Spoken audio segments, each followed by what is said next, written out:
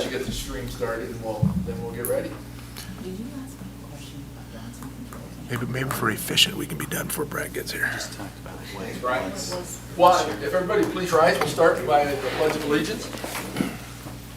I pledge allegiance to the flag of the United States of America and to the republic for which it stands, one nation, under God, indivisible, with liberty and justice for all. Thank you. Beautiful evening out there tonight, so we'll get through our agenda. Maybe you can enjoy toward the end of it. Again, here, as we go through our agenda, please be mindful of our vision, inspiring all learners to be engaged and successful, of our mission to provide an enriching environment to meet the needs of all learners, and then our core values of respect, integrity, students first, and excellence. So as we go through this agenda tonight, please be mindful of all that. All right, no changes to the agenda. We need a motion for approval. So moved. Thanks, Dave. Do we have a second? I'll second. Thanks, Dad. We have a motion and a second for approval of the agenda. All in favor, say aye. Aye. Opposed? Motion carries. No hearing of delegates. The consent items next on our agenda was sent out to you. Got to go through. Are there any questions or discussions for those?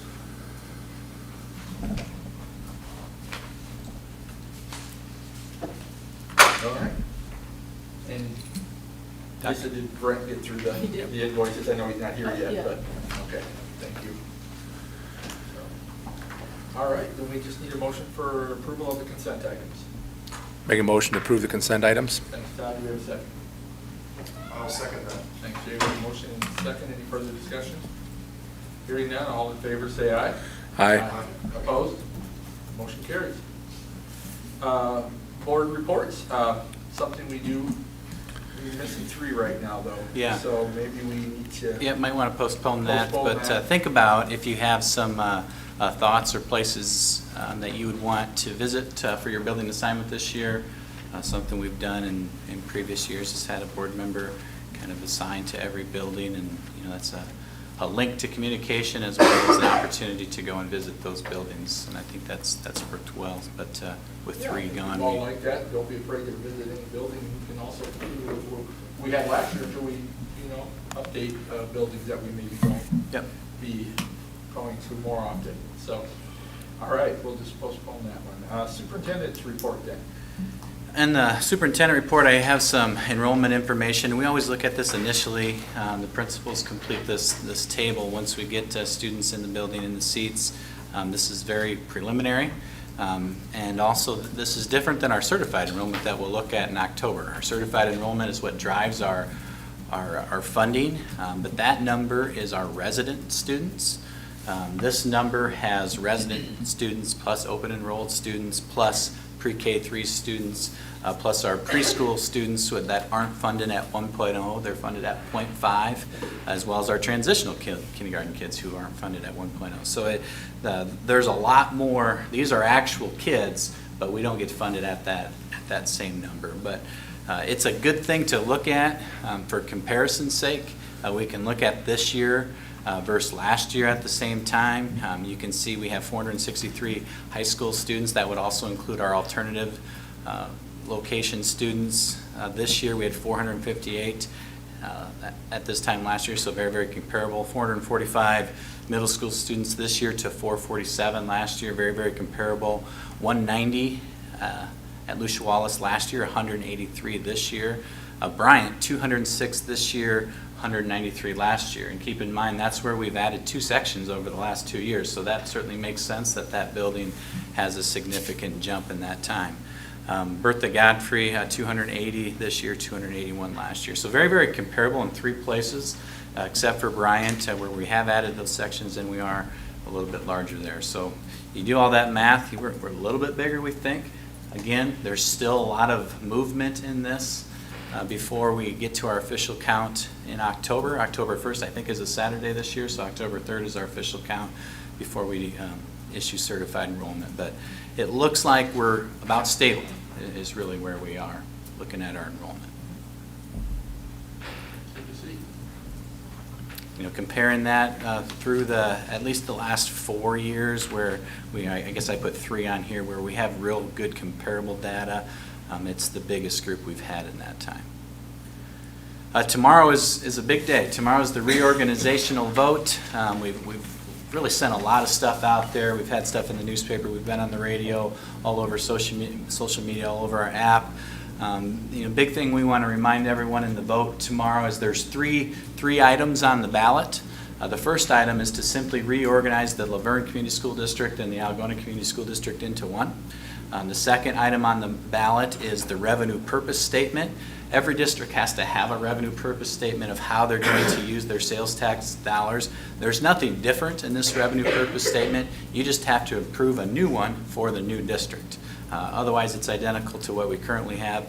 And then the third item is the voter-approved PEPL, which is a levy that we have in the Algona Community School District, 33 cents per thousand. So it's not a new tax, it's not a new levy, but again, you have to have that for the new district. So there's 3 items that we all hope pass in both the Algona and in the Laverne district. 50% plus 1 is what passes these measures, and I'm looking forward to a great turnout in the polls tomorrow. Our website, if you go to the algona.k12.ia.us, a white box will show up. It'll show every voting precinct there is in both districts. It'll show the polling times, which is 7 a.m. to 8 p.m., and all the information you could look for the reorganization. A little video there too, which was Yeah. a 4-minute video, which was well done. Yeah, Mr. Orban, working in his communications part, has done a lot of stuff to prepare to get that out there. We've had videos, we've had PDFs with links, so I think we've done a nice job getting information out there in the Laverne district. They've sent out pamphlets, they've sent out flyers to all their communities. So we hope we've gotten good information out to our people. And really the big thing, this is how we are able to take the resources of both districts and create the environment that's best for kids.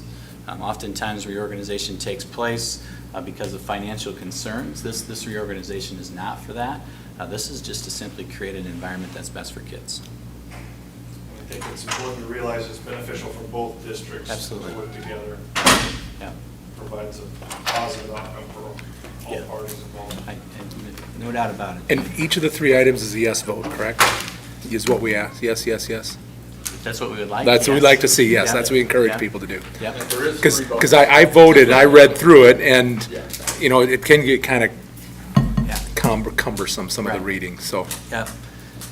You're right. And in the Algona district, you're voting yes to a revenue purpose statement that we already have, but you do have to vote yes for the new one.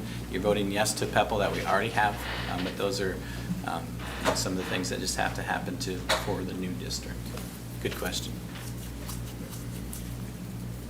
Anything else, Joe? Nope, that's it. All right. Great reminder. Hopefully everybody gets out and votes. All right, we'll move forward then to communications with the board. And we do have someone who's requested to speak. Jerry Rising's with us today. She's requested to speak regarding service. Thank you for being here, Jerry. If you can go to the microphone, that'd be wonderful. And just a reminder for the communications, there is a 5-minute time limit for that. So thank you for being here, Jerry, and you're welcome to go anytime. Okay, well, thank you for letting me come in. We have been told that there is food service that is being considered to be brought in, and our staff is very concerned, and we do care what happens with our food service. And some of the points that have been brought up and to our attention is that are the parents, I just have a list of questions, and I don't expect any answers or anything, but these are our points of concern. Is the cost going to be the same? Will we still have an a la carte, and will the students still be allowed in open campus? A lot of times when a food service is brought in, the a la carte is cut, and the open campus is not allowed. That's one of the conditions of contracting with their service. We are curious as to what companies are being considered, and would we be able to check out these companies, maybe go someplace where school is using their service so that we could see what the meals are like? 12 of our food service people, our employees, are ServSafe certified. That means they're well educated on time and temperatures for foods, and we have a very well-trained staff, although our staff is very short. Some of the other concerns that are more personal concerns is if we are required to be employees of this food service, what is going to happen to all of our sick time we have accumulated in case of some type of a catastrophic illness or something where someone is not able to be at work? Will our sick days just disappear? And if we are employees of the food service, what benefits will be offered and what type of a compensation is being considered? And what will happen to our $360,000 we have in our food account? Will that be turned over to this service to use to perhaps change equipment or whatever they be able to use these funds as they deem? One thing we would like to say is that if you have never been to our cafeteria here at the high school and had lunch, we welcome and invite you to come and have a lunch with us and see what our lunches are really like, because we have very large salad bars and fruit bars, and we offer 3 different options every day for our lunches. And one other concern is, will the food service, will they be bringing in some of their own staff, and will our staff be displaced? These are all concerns that have come from employees of the food service, and we would just like to be kept informed as to what is going on, because it does concern us and we care. So these are things that are going to affect our personal lives. So anyway, that's all I have to say, but we would absolutely love to see some of you come and have lunch with us someday. Thank you for all your work. I've been there. It's good lunches. Okay, thank you very much. Thank you, Jerry. Thank you. All right.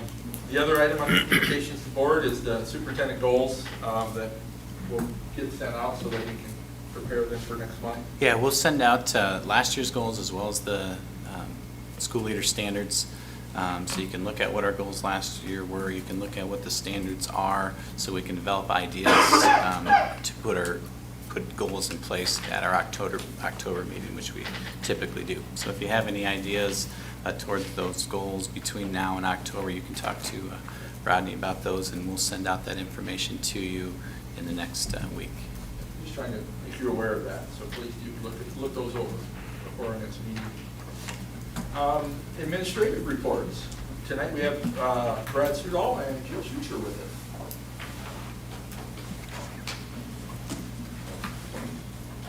Hello. We just wanted to share a little tonight about some work we're doing to create an elementary system. So we are an elementary school, but since we have 3 different buildings, we had some things that were kind of like pieces that happened in each building, but not so much as a system. So one of the first things that we're doing, Mr. Curry, you can flip to the next one, is we're using a common schedule. So we worked together, Mr. Sudol and myself, plus our coaches with Janie, to make sure we have the time requirements that we need for our ELA, which is English Language Arts. Kindergarten through 3rd grade has 120 minutes, and that partly is due to the curriculum we're using. 4th grade has 90 minutes, and that's the state, or like the best practices would be to have at least 90 minutes of that English Language Arts. And then we have 60 to 75 minutes for math in all of kindergarten through 4th grade. Along with creating that schedule, pieces of that are the curriculums that we use. So we now have an aligned system K4, and actually some of it goes up 5, 6, 7, 8. The math actually goes all through high school, so that's great for our kids to have the same sort of program, the same language, vocabulary, and things that continues on through their whole school experience. Core Knowledge Language Arts is called Ckla, and that's a new ELA curriculum that we're implementing this year. So that is actually K-8, well, K-5 and then 6, 7, and 8 uses a similar program. And then we all use second steps, which is our second step, maybe, a social emotional curriculum to focus on those skills. K-4 all uses those things. Yeah, preschool as well. Preschool uses second Preschool steps. and fourth grade as well. Yeah. And then we've also done some things to align our support. So we have a walk-to-intervention model that we're implementing this year. So our interventionists all start at Bryant, and we flood a grade level. So first grade gets flooded in the morning with all of the supports that we can offer for ELA, and then second grade, and then they come over to Lucia Wallace and do third grade and fourth grade, and then they have more time back to their own buildings to work. So Mrs. Davis might do a second scoop of some kids in the afternoon at Lucia Wallace, or Mrs. Young might do the same thing at Bryant. So that's something that we're trying to do this year to use the resources that we have to use them most effectively. And also with our instructional coaching, Mrs. Lighting generally works at Lucia Wallace, and she kind of has a math focus. And Kim Meyer does Bryant and BG, and she kind of has the reading or CKLA focus. So we've tried to put those people where they're best suited to help. And so Kim can help with some reading things that happen in third grade, and Molly can help with some math things that happen in first grade. So just aligning a lot of things. If we were in one building, these are things that we would expect to happen all the time, and they weren't happening as often because we were 3 separate buildings. So we're trying to make it more common. Next slide, as you can see up there too, some of the changes that we've also made along with some of the structure things is also in our leadership. We used to have in our TLC positions, PLC leaders. Now we have a lead for ELA, English Language Arts, Math, and SEL, which is Social Emotional Learning, our second step program at each grade level. These leaders, they help facilitate grade level meetings. They have additional trainings. One of the trainings that our SEL leaders that went to was in August. Maria Lance, who's been working with the district the last few years, came in and did some things with us, and that's where our communication focus came from as a district to start the year, preschool through 12th grade. So that came from that meeting with them. It also gives them a chance to provide feedback for their grade level in those areas to help us on what our next steps are. In the next slide. And kind of going along with that, sorry. Instead, before we had like one leader per team, and this just gives everyone a little bit more say in it, but also a responsibility. So if you're the math person, you kind of feel like leading that math part of the meeting fits better because you've had that extra training, and it just kind of disperses that leadership throughout the team. Yeah, so a lot of it's expanding that leadership per grade level and developing that with all of our staff. So, professional development. One of the things we do is we meet at the PACs as a group, all elementary, instead of doing it in each of our own buildings, all coming out here. A lot of that with our director of learning, with Janie, is helping with these things. We have our focus on that time is our ELA, our math, and our SEL, which will be different from time to time depending on that need. One of the things that we did is we sent a feedback form to all those leaders and had them give us feedback coming into our meeting. We actually meet with them this week on Wednesday, our leaders individually. So like SEL will meet at 8:15, and we have floating subs. Then at 10:45, we'll have the math leads come in, and then at 1 o'clock, we have our ELA leads come in. So we're trying to get some information as a leadership team with those leaders before that meeting to help develop that agenda. So Janie, the coaches, Jill, and myself have all looked over and put an agenda together for Wednesday. And then after Wednesday, we'll develop that professional development, professional development schedule for next week on the 21st. After that 21st, then we'll also collect some feedback from them on what are our next steps, what went well, what are some areas we need to improve on, and keep moving forward with that too. Questions you guys have for us? Do we have any questions for us? Does the new format seem to be being perceived well? I think so. It's changed. So I mean, it's changed. So anything with change is tough sometimes. So we just started our walk intervention. Actually, the first day was today. The testing, we did a lot of testing the first couple of weeks with SWAT team, we called it. So Carrie, Jean, Heidi, and Sarah, Tilges came in and we flooded a grade level. We tested grade level. We never got testing done so fast actually doing it that. We actually tested first grade in one day, I want to say day and a half, second grade in the morning, I think it was, third grade in the morning. We collected a lot of data where they sat down and looked at this data, helped form intervention groups. So today was kind of first day running with it. You know, there have always been kinks in the road, I think, and changes we make. Overall, I think we're really meeting the kids where we need to. And the change part also with like before when each grade level had like a PLC leader, there was kind of someone that ran the PLC meeting, let's say, and so that's been a little bit of like a learning curve, is because it's not just one person, it's three. So, and we're really trying to put that with them to know, like, okay, so this time we're talking about reading and kind of our plans for that, and before we leave today, we're gonna figure out what we're gonna talk about next week, so everyone can prepare for that, and it's not just one person, so hopefully that buy-in, and they, you know, value that time that they have together, and make plans of what their team needs, and not always waiting for us to say something, what they need to do, or one person being in charge or anything like that. I know in talking to some elementary teachers, one of their concerns that they've expressed is that during their prep period is a lot of meetings and stuff. Is this going to help alleviate some of that? Or Well, one of the things we're trying to do with that is make sure we set that professional development aside for, so like, for example, the 21st, we dig into some of that reading. We're gonna have some reading PD, but then also times you dig into work on those units and those type of things. Same with math, same with SEL. Will that ever go away? Probably not with that, but it will hopefully alleviate some of that time. Okay. So one time a week, their prep time is used for team planning, which is just kind of like looking at lesson plan, where are you at, talking together, getting copies, and another time per week is a PLC meeting. And it doesn't have to be the entire prep time, so sometimes it's nice knowing, like, if we're gonna look at Unit 1 math assessment, if we can like get to work and get this done in 30 minutes, then we still have another 30 minutes that we can go work on our own things. But it's not possible every single time to not take the entire time, but it doesn't have to be the entire time. If what they planned on doing gets done, then it's like, yep, go take care of your other, they have a ton of other things they need to do, so.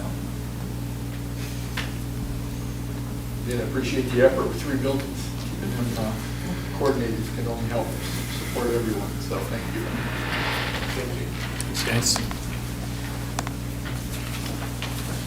All right, we have old business that we need to kind of review and get through our second reading. Yes, at the August board meeting, we went through board policy changes that needed to be looked at due to law changes in the previous legislative session.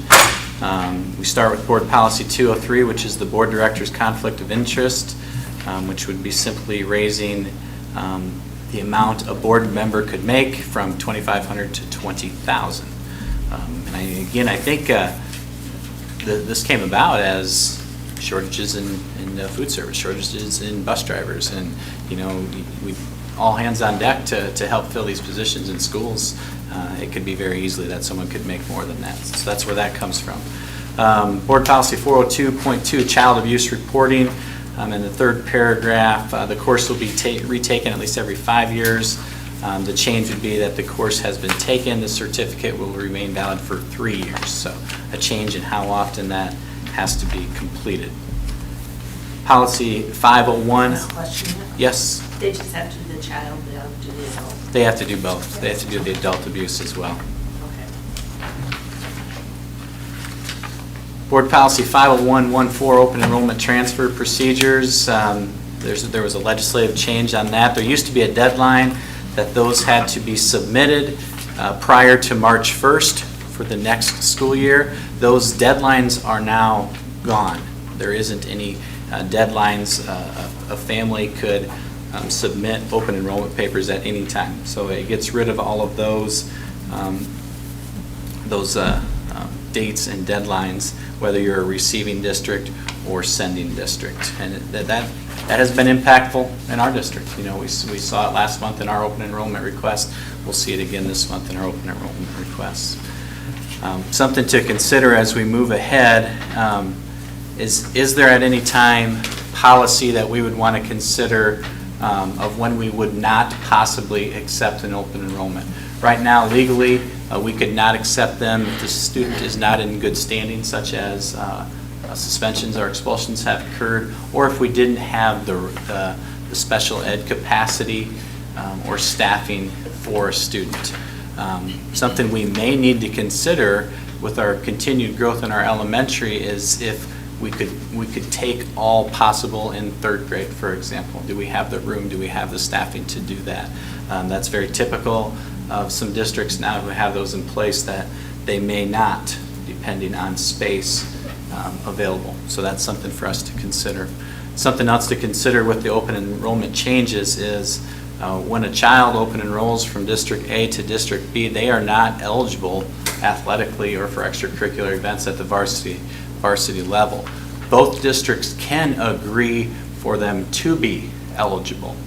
So we need to think about probably precedent if faced with that situation, what we would do, which we haven't had yet.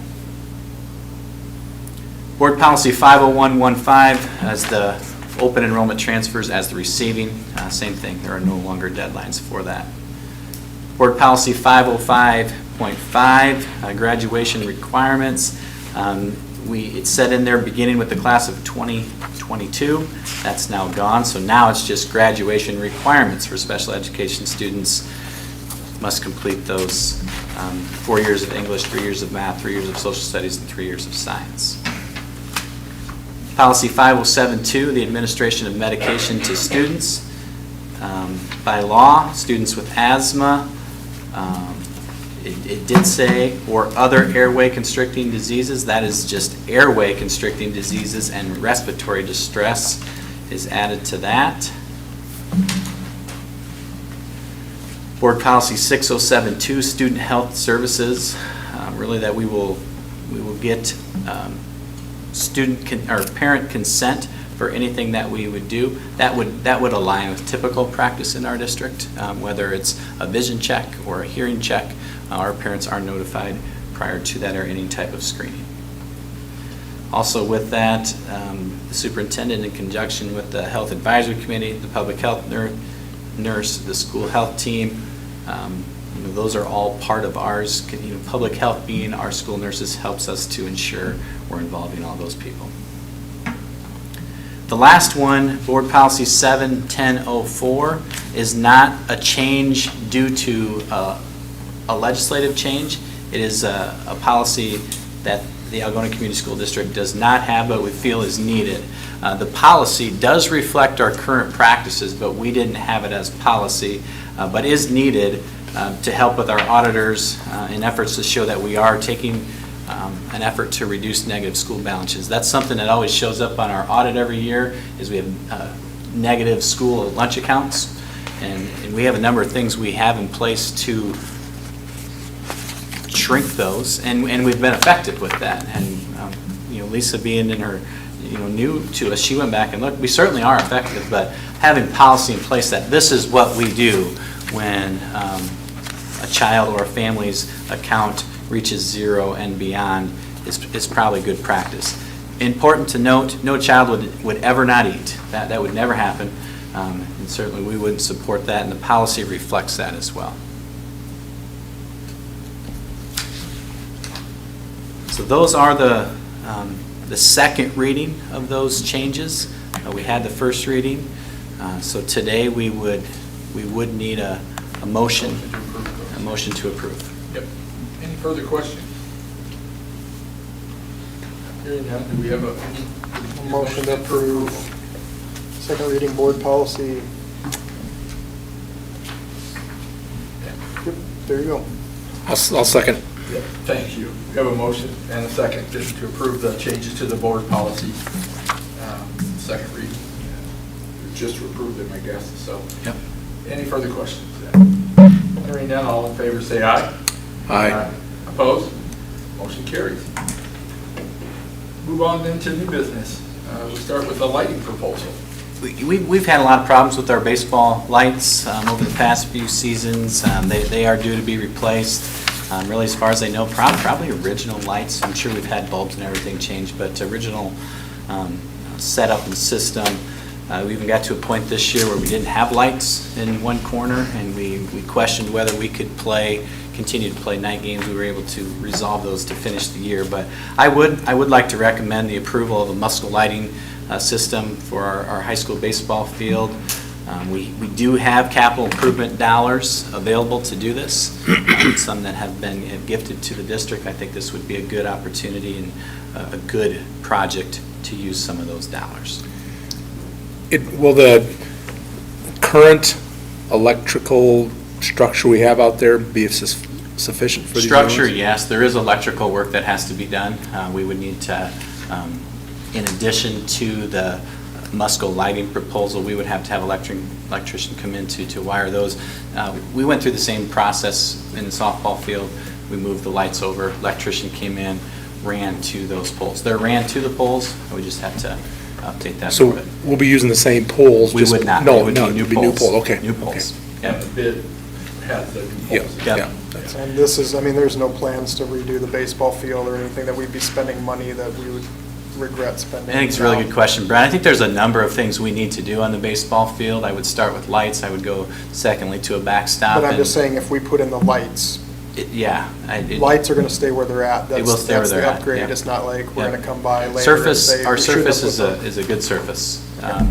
We need to do some things around the field to update it, but surface is good and the lights would be part So of we it. put the lights up regardless of any improvement that's made to the baseball field in the We're foreseeable good. future. Yeah. Okay. I motion to approve the purchase of the lighting. Okay, thank you, Brent. Do we have a second? Can we get rebates on this? I don't know, that's something we'll have to look into. We got rebates for all the LEDs we put in the, So, anywhere in the buildings, but we'll have to check on those outdoor ones. sure. Do you have a motion? We do need a second. I'll second. Thank you, Todd. We have a motion and a second. Any further discussion? Hearing none, all in favor say aye. Aye. Opposed? Motion carries. Discuss our return to learn plan. Yeah, this is something we're required by law to do. We're required by the Iowa Department of Education to approve and post our Return to Learn plan, and that's because of the use of federal dollars. Now, our Return to Learn plan is that, it's up on the screen, we do not have masking. There's law that we can't have masking in the state of Iowa. Our cleaning is as it has been through contact areas through the day. Transportation, there is not masks on transportation, there is not contact tracing, and there is no quarantining orders issued by Iowa Department of Public Health. We do not have remote learning options as a result as well. So our Return to Learn plan is, we're normal, I Yeah, guess. we're back. But we are required to have it if it changes, and this has changed, right? It's different than what we had, so that's why we're required to approve it and post it on our website. The motion? Thank I'll you. gladly motion to be normal. I'll second it. Thank you, Jay. We have a motion and a second. Any further discussion? Couldn't agree more. All in favor say aye. Aye. Opposed? Motion carries. Johnson Controls. Johnson Controls provides our service for our fire alarm inspections and maintenance, our sprinkler inspections, our periodic review of fire extinguishers, our software and hardware to control all of our HVAC units, which is a big thing, as well as the support for the HVAC software and hardware, and they align us with our code compliance as well. We've had an existing agreement with Johnson Controls. This is a recommendation to extend that and renew the service with them. We talked about this in our agenda review. This is purely just to get a contract so they agree to service. It Yeah. has nothing to do with, Cost. cost. So cost So for there's the additional cost. cost on top of it, and the price goes up. It does, Year and by that, year. yeah, that's a good point, Brent. Year one, our agreement is a 5-year agreement, with year one being $1,900 and year 5 being $3,100. That's upfront in the agreement. Yeah. But if we don't, we could be out learning days and equipment, so it's important that we. And probably the biggest advantage to this agreement is we get them here right now. Yep. Yeah. So I'll motion to approve Johnson, contract with Johnson Service Agreement. Thank you, Brent. Do we have a second? And what's the timeline, I'm sorry, No, for go ahead. them to be here? I don't know if I know that off the top of my head, but I know that it would be typical for them to be here the next day. Okay. Yep. Where are they out of? Mostly out of Des Moines. Des Moines. But we get them here very quickly. They spend a lot of time here. You'd be surprised how often a Johnson Controls truck is in the district. A lot of HVAC units, which we've improved. You know, we've put some new ones in, but they were all original in the high school. So I guess I motion to approve because I think it's important. And I know locally, I mean, we're short, everybody's busy. So, I mean, the thing that we always ask is, you know, can this be something that can be done locally? Did you have any local interest in this at all? No, I do not believe we have, you know, locally someone who could handle this. So is this an volume. agreement for 5 years? Yes, it is. Any further questions? We do have a motion. We do also need a second. I'll second. Thanks, Lori. We have a motion and a second. Any further discussion now? Hearing none, all in favor say aye. Aye. Opposed? Motion carries. Open enrollment, quite a list. 18, I don't, maybe a record, I don't know.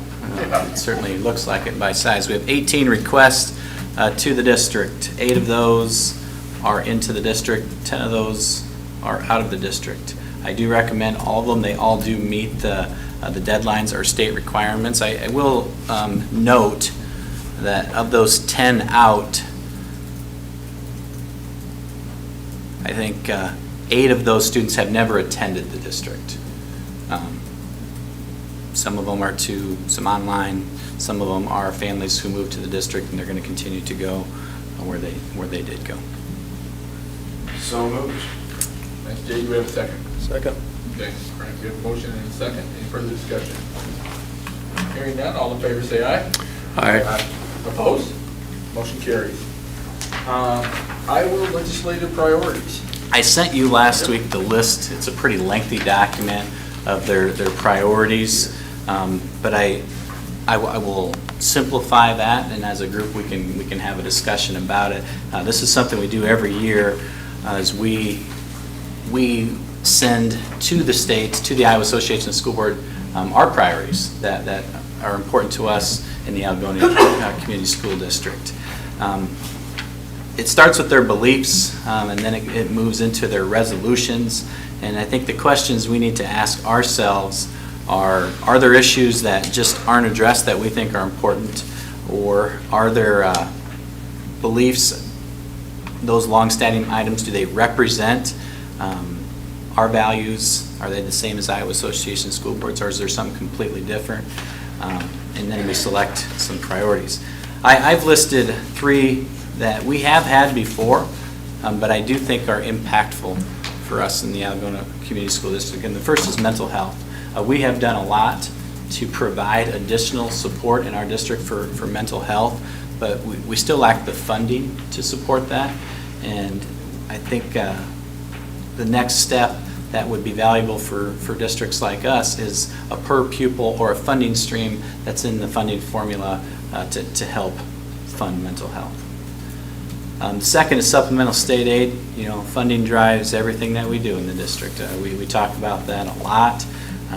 Some things that would be beneficial is having the SSA amount set timely and set by the date that the law says it's supposed to be, which it hasn't been for a number of years, including last year. That would be September 28th of this year. And then maybe even we set that a year ahead of time, which is another proposal. You know, that may be difficult to do, and you don't know exactly where we're at the state level, but it would be very, very handy for districts. What happens to us is we start to negotiate and make settlements prior to SSA amounts, which that can put a district in difficult situations. It has not happened for us in the last 4 years because we haven't had declining enrollment that's taken money away from us. So we've been very comfortable in saying, you know, we do have new money that we can spend on our staff. So those are a couple supplemental state items that I think would be valuable. And then the last one, I think it's the biggest item in education. It's talked about, but I don't know if it's talked about enough. And it's the teacher shortage. And I think anything we can do in the areas of recruitment and licensure, I think, are important. We've done a lot with licensure. We've done things to get alternative types of licensure, and I think those things are good, but they're Band-Aids in the long run. You know, until we get more people into the field, into the prep programs, we're going to struggle with the amount of teachers we have available in our job pools and available to work with our children. And I think we need to open up a complete brainstorm in the state and probably in the nation of what we can do to recruit people to the profession. Your guys' thoughts on those 3 priorities? A question I had when I was looking through this, right now, we've done some good things and have some good programs for mental health and things. Was that ESSER money? Will we have funding for that to Yeah. continue? Really good question, Todd. We did fund that with ESSER dollars. The stuff's really valuable. If there's no change in funding, we would probably look at ways to divert at-risk dollars to it. So that'd be something, a discussion for us to have this spring, because I do think those programs have been incredibly valuable to our kids. There's a lot of good points, but I mean, ultimately, these are the 3 that affect us the most. These seem to be the 3 consistent ones that we put forth every year. Yeah. If we put down 5 things, we could find 2 more, but I think we want these to carry weight. Right. So- And I think, you said it, Brett, these are things that impact us a lot. They're in here year after year because where we are in Algona, these things are impactful to us. These are things that impact kids, impact our programming, impact what we can do in our schools. And I think they're 3 really good priorities for us. I guess instead of what I was thinking about, you kind of just hit on what Todd's answer was, the at-risk. Yeah. Because if we don't have the ESSER funds to put towards mental health, it would be the at-risk. Yeah, that was a big initiative last year, and what that is at-risk funding is not equal. It's not the same. It's a per pupil amount, but that per pupil amount is not the same in every district. As crazy as that sounds, that's the reality. And there was a proposal to make it all at the same level. Ours is very, very close to the top. I think we have 2 or 3% to go. Those were locked in place, I don't know how long ago, but it's a weird thing that they locked them at whatever percent you were at, and you don't ever go above that. So I think it would be a good thing to move that up. In our case, we're at a level that I'm thankful we're at that level and not less. So I probably wouldn't put it as a priority, but they are valuable funds. There's no doubt about that. Okay, at this point then, if we believe those 3 are the best, we just need a motion and a second then to send that along to. I'll motion to send these 3 items along. Okay. Thanks, Brenda. Do we have a second? Second. Thanks, Lori. We have a motion and a second then to send the mental health to state supplemental aid and the teacher recruitment and licensure as our priorities. Any further discussion? Hearing none, all in favor say aye. Aye. Opposed? Motion carries. And I'm going to step out and catch the end of my son's game, so. Gotcha. Thank you. Good luck. The Iowa High Academy contract. Yep, that's an agreement we've had in the past. We have 3 students who are finishing up some credits with Iowa Net High Academy. However, which is why we need the agreement. However, moving forward, we want to provide this type of programming in our alternative program that we just approved last month. So we do need the program to finish out 3 specific students, but moving ahead, I don't believe the Iowa Net High Academy will be a service we'll use. We think we can provide something very, very similar for our students. All right, any discussion? Providing it in-house, will it be a cost savings to us? Yeah, it will, Jay. So what happens right now is it's prorated. The per pupil amount you get sent to them for the amount of time they're there. So if they were there 180 days, it would be the full per pupil amount. So that $7,000 wouldn't be going to Iowa Net High. We did have an expense in adding the alternative school, but that's where this program would come. So yes, ultimately there would be a savings in that additional program that we created. So this just be for a 1 year? Yeah, Okay, is that- we had 3 students that are Yeah, finishing finish up, up. so Gotcha. that's what this is for. I say because the duration says through 2025. Yeah, their contracts are all the one way, but we just need it for these 3 students to finish. So then we can terminate. We can terminate early. Yeah, and there's no reason to terminate the agreement. This is just an agreement to use them. We don't have to Oh, send okay. students to them by any So this is an agreement to pay? No, it's Okay, not. okay, It's a- gotcha. That- We'll make a motion to extend the agreement with Iowa Net High Academy. Okay, thank you. Jay, do we have a second? Thanks, Lori, we have a motion and a second. Any further discussion? Hearing none, all in favor say aye. Aye. Opposed? Motion carried. Sales of used cars, I guess we have a couple there. Yeah, we have 2 old vehicles that are in rougher shape. They're not currently being used. One was used to transport students to Fort Dodge to Radnor for many years.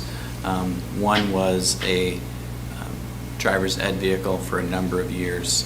Neither are being used in the district. So some bids were acquired, and Merrill went through this process for us. So we have a high bid of $701 for the Uplander van to Bob Haig from Algona, Iowa, and a high bid of $1,600 for the Chrysler Town and Country van to Sarah O'Neill from Nashua, Iowa. Sounds good. And we need to have a motion for approval. So moved. Thanks. Todd, do we have a second? I'll second that. Thanks, Jay. We have a motion and a second. Any further discussion? Hearing none, all in favor say aye. Aye. Opposed? Motion carries. A few resignations to look at, approved. Yes, we have Janet Ckla from food service, Lindsay Carter from 9th grade softball for the summer 2023, Kim Probasco from the middle school teacher associate's position, and Andrea Myrie in food service. Okay. Need a motion for approval. So moved. Thanks, Jay. Do you have a second? Second. Thanks, Lori. I have a motion and a second. Any further discussion? Hearing none, all in favor say aye. Aye. Opposed? Motion carries. New contracts.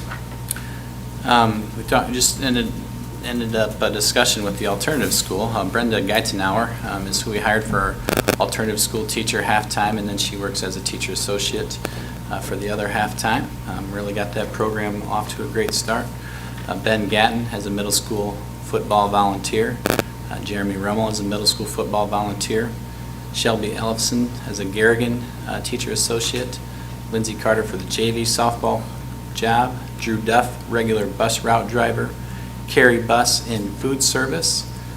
Misty Marine Jensen as a middle school teacher associate. And Macy Foster in food service.